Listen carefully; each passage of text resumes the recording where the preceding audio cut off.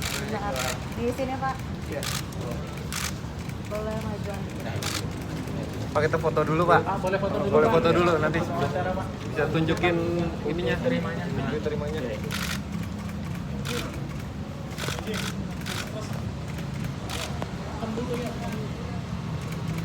Sudah. Ya, oke Pak. Terima kasih Pak. Oke. Ya, selamat siang semuanya. Assalamualaikum warahmatullahi wabarakatuh.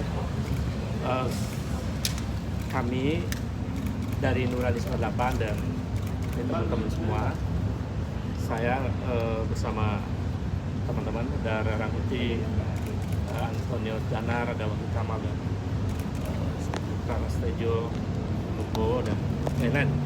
Sebetulnya banyak sekali teman-teman 98 yang masih berada dalam garis Nurani 98. Kami sengaja dengan niat tulus ikhlas untuk kepentingan bangsa dan negara hadir kembali ke KPK untuk, saya mungkin sudah ke 5 kalinya datang ke KPK untuk hari ini untuk meminta agar KPK kembali menelaah atau membuka laporan saya sebelumnya, yaitu tahun 2022 dan tahun 2024.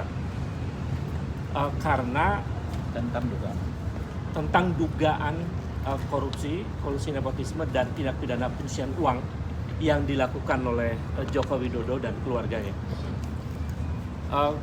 Kami tadi diterima oleh Dumas, berdiskusi cukup ya panjang lah, 30 menit ya, lebih dengan namanya boleh disebutkan boleh tidak, tetapi diterima dengan baik dan ada perdebatan sebentar, tapi kemudian ketemu solusi untuk membuka kembali apa yang sudah pernah kami laporkan itu.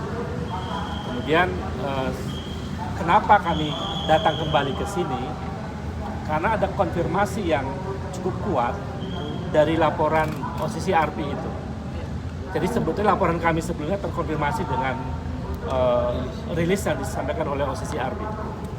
Dan kami merumuskan seluruh narasi ini dengan baik. Saya bacakan dulu isinya dan nanti dilanjutkan oleh Bung Agus Danar dan Bung Ray dan kawan-kawan yang lain. Ini kami sampaikan kepada Ketua KPK.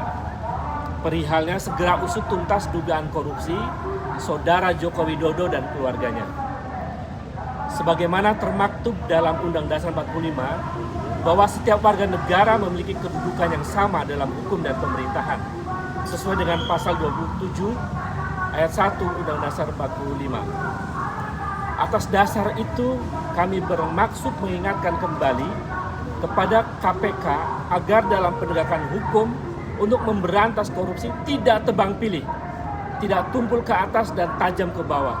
Siapapun sama di muka hukum, termasuk mantan Presiden Joko Widodo dan keluarganya. Bahwa KPK berdasarkan undang-undang ditegaskan bahwa dalam menjalankan tugas dan wewenangnya, KPK berasaskan pada kepastian hukum, keterbukaan, akuntabilitas, kepentingan umum, proporsionalitas, dan penghormatan terhadap hak asasi manusia. Dengan dasar itu kami kembali mendatangi KPK agar menjalankan semua proses pemberantasan korupsi sesuai dengan asas-asas yang telah ditetapkan oleh undang-undang, termasuk dalam menindaklanjuti laporan kami 3 tahun yang lalu dan setahun yang lalu tentang dugaan tindak pidana korupsi, kolusi nepotisme, dan dugaan tindak pidana pencucian uang keluarga Joko Widodo. Telah disebutkan oleh lembaga internasional organisasi Crime and Corruption Reporting Project sebagai salah satu mantan presiden terkorup di dunia. OCCRP menyebutkan bahwa Joko Widodo secara signifikan melemahkan Komisi Pemberantasan Korupsi. Selain itu, OCCRP juga menyebutkan bahwa Jokowi telah merusak lembaga pemilihan umum dan peradilan Indonesia yang menguntungkan ambisi politik putranya bernama Gibran Rakabuming Raka. Perilaku kekuasaan semacam ini patut diduga kuat telah dilakukan praktek KKN yang patut menjadi perhatian serius KPK agar pimpinan KPK yang baru dapat mengembalikan citra dan wibawa KPK kembali. dan lepas dari stigma bayang-bayang kekuasaan mantan Presiden Joko Widodo. Berdasarkan hal-hal itu, kami pada Selasa 7 Januari 2025 kembali datang ke KPK untuk menyatakan bahwa 1. Menyayangkan pernyataan KPK yang tidak secara tegas menyatakan akan mengusut dugaan korupsi Joko Widodo maupun keluarganya terkait ramainya respon publik terhadap rilis posisi RP. KPK menyebut hanya menunggu laporan dari masyarakat terkait hal tersebut. 2. Sikap KPK yang lembut dan pasif ini bertolak belakang dengan kasus yang menimpa tokoh politik dari partai politik yang bukan pejabat negara. Padahal KPK seharusnya mengejar pelaku korupsi yang berada di lingkaran kekuasaan atau mereka yang berada di lingkaran kekuasaan yang dilaporkan oleh masyarakat karena ada kerugian negara yang diakibatkan. Untuk 3 dan 4 silakan mulai. 3. KPK yang bersikap pasif terhadap kasus dugaan korupsi Joko Widodo telah menguatkan asumsi yang kuat bahwa KPK bekerja untuk kepentingan menyelamatkan uang negara, bahwa KPK bekerja bukan untuk kepentingan menyelamatkan uang negara, tetapi demi kepentingan menyelamatkan penguasa, mantan penguasa, dan bahkan oligarki di lingkaran kekuasaan. 4. Belum adanya laporan masyarakat seperti yang diungkapkan KPK adalah tidak benar. Sebab kawan kami aktivis Nurani 98 tadi sudah disebutkan tahun 2022 dan 2023 yang 4 yang lalu telah pernah melaporkan dugaan KKN dan tindak pidana pencucian uang yang dilakukan oleh keluarga Joko Widodo ke KPK pada tanggal 10 Januari 2022 dan laporan dugaan gratifikasi dan atau suap berupa penggunaan jet pribadi mewah oleh putranya yang bernama Kaisang. Selain itu, ada juga laporan dari TPDI pada tanggal 23 Oktober 2024. Disebutkan pula bahwa dalam persidangan mantan Gubernur Maluku Utara juga muncul istilah blok Medan yang disinyalir terkait dengan keluarga Joko Widodo. Jadi, KPK minta laporan seperti apa lagi padahal sudah banyak yang melaporkan Joko Widodo dan keluarganya khususnya kepada KPK. Maka dan oleh karena itulah kami dari Eksponen 98 yang tergabung dalam Nurani 98 yang memiliki tanggung jawab moral dan konstitusional pada sejarah reformasi 98 mendesak KPK untuk segera memeriksa harta kekayaan Joko Widodo beserta kekayaan keluarganya, istrinya, anak-anaknya, menantunya, dan saudara-saudaranya dalam 10 tahun terakhir. Sebab rilis OCCRP itu dengan tegas mensiratkan banyaknya warga negara Indonesia dan dunia yang memberi perhatian atas seluk-beluk dan asal-usul kekayaan Joko Widodo dan keluarganya yang sangat fantastis. Demikian desakan ini kami sampaikan kepada KPK agar KPK segera menindaklanjuti tuntutan ini untuk memanggil saudara Joko Widodo, putra-putrinya dan atau menantunya untuk dimintai keterangan tentang asal-usul kekayaannya yang segera ditingkatkan ke tahap penyidik. Jakarta 7 Januari 2004, hormat kami, Nurani 98, Rai Rangkuti, Ubaidillah Batrun, Embai, Ahmad Wakil, Buntoro, Antonius Danar, Hari Purwanto, Tejo Asmoro, Bowo Santoso, dan nama-nama lain yang belum sempat kami masukkan dalam hal ini.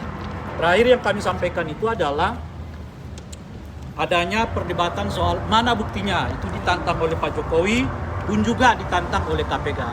Perlu kami sampaikan bahwa tidak ada satupun di dunia ini yang bisa membuktikan bahwa Pak Jokowi dan keluarganya itu telah melakukan tindak pidana korupsi. Sebab bukti itu hanya bisa ditetapkan oleh penyidik, bukan oleh warga negara biasa seperti kami. Yang bisa disampaikan itu kami menyampaikan data. Tergantung penyidik apakah data itu dianggap menjadi bukti yang sah untuk meningkatkannya ke tahap proses penyidikan atau tidak. Oleh karena itu, jangan lagi sekali-kali kita diombang-ambingkan dengan istilah mana buktinya. Gak ada buktinya, yang ada adalah datanya. Kalau ditanya ada datanya, sudah kita serahkan dulu tahun 2022 ke KPK, 2004 lalu ke KPK, baik oleh Nurani 98 maupun oleh organisasi masyarakat yang lain. Tinggal penyidik di KPK sekarang berani nggak untuk menetapkan data-data yang diserahkan itu sebagai bukti awal dugaan terjadinya pelanggaran pidana terkait dengan suap, korupsi, dan sebagainya yang menyangkut keluarga Pak Jokowi. Sehingga dengan begitu terang benderang sekarang, jangan orang lagi diombang-ambingkan dengan dalih mana bukti. Nggak ada bukti, yang ada data. dan data itu telah kami serahkan.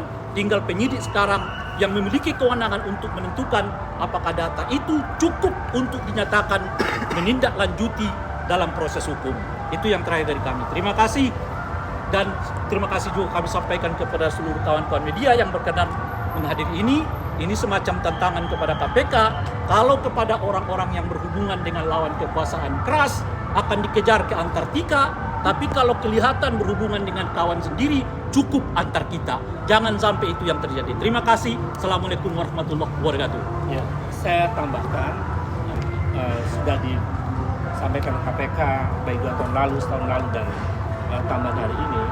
Kita juga mesti melihat bahwa secara empirik wajah Republik ini sedang muram, carut-marut demokrasinya, dan salah satu mantan presidennya masuk dalam daftar presiden yang terkorup di dunia.